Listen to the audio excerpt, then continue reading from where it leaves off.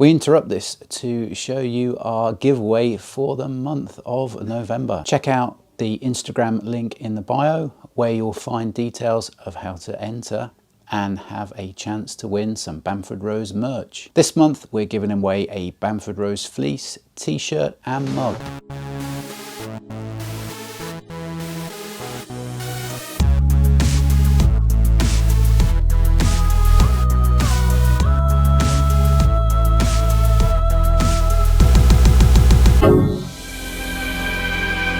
Welcome to BamfordRose and it's forum chat time. This week I've got two forum chats that I'm going to pick up on. First is about stone chipping, and here we show a V8 Vantage and the poster says that he has the annoying problem of stone chipping.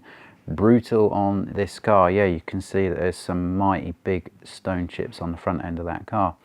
Was not painted properly at the time. Have any of you ever had the front repainted? What did it cost? Here, a complete front end repaint would be 2,250 plus VAT, so that's 100% of bumper, wings and bonnet painted, lacquered.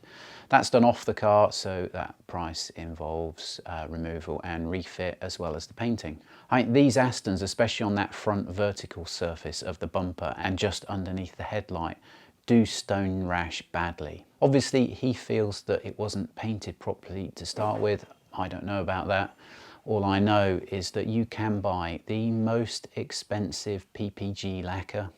You can apply several coats. You can make sure it's properly baked off in the booth, and given time and the right driving conditions, maybe you're quite close to cars in front of you, and even that expensive PPG lacquer daubed on, and you're going to get some stone chipping happen. If you're going to keep the car for a long time, the answer is to do a complete front end respray and then do a complete front end protective film tape application, and then you're not going to encounter this problem for many years, because the tapes of today, self-healing tapes, are very durable, and obviously the paint finish is going to remain protected, so you don't have to respray. If you were just into ownership of the car for a short term and you didn't want to go to the expense of a respray and a full front end protective film, then the answer is to just give the bumper a respray, give the wings underneath the headlamps and the front quarter of the bonnet a respray, blend to the rest of those panels. So basically you freshen the car up, and that will probably last for 2 or 3 years,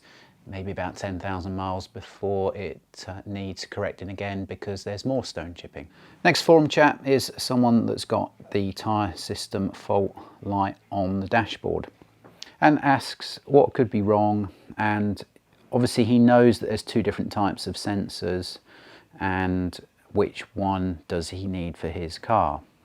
So the easy way to find out what type of sensor, new or old, you need for your car is to scroll through on the dashboard on the digital display next to the speedo, and if your car is the design level which displays each individual corner in a graphic of the car and then a tyre pressure, then you've got the very latest BamfordRose type sensors which plug into the rim and play. You don't need to code the serial number of those sensors to the car. The receiver that's on the chassis in each corner picks up the sensor, so they are just plug and play.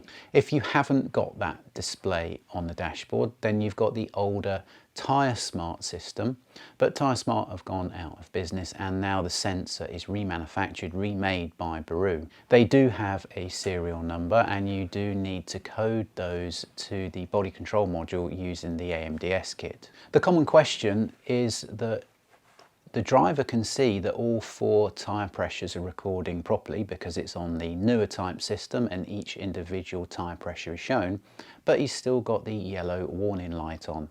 Well, that warning light is coming on because one or a few of the sensors are getting close to the minimum battery threshold. So regardless of whether you're on the new system or the old system, then the actual price for the tyre pressure sensor itself practically the same, approximately £150 plus VAT each.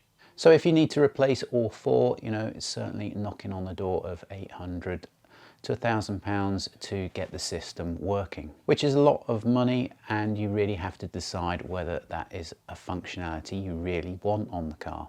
The older Tyre Smart system, you can just disconnect the box, which is located under the passenger footwell glove box area.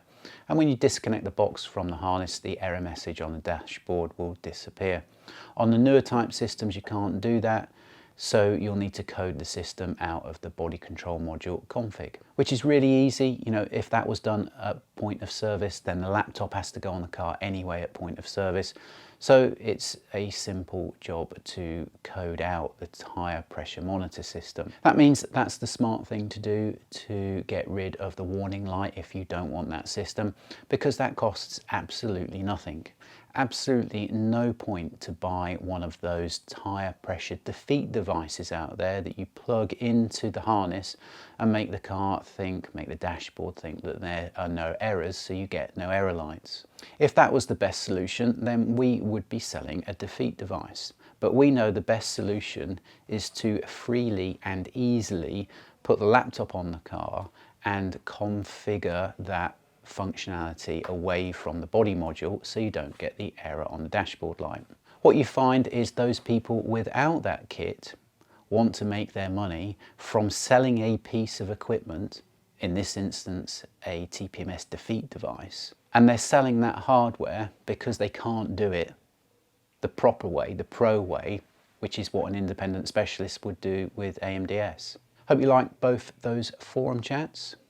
As ever, really helps us if you can like, comment and subscribe, and we'll see you in the next forum chat.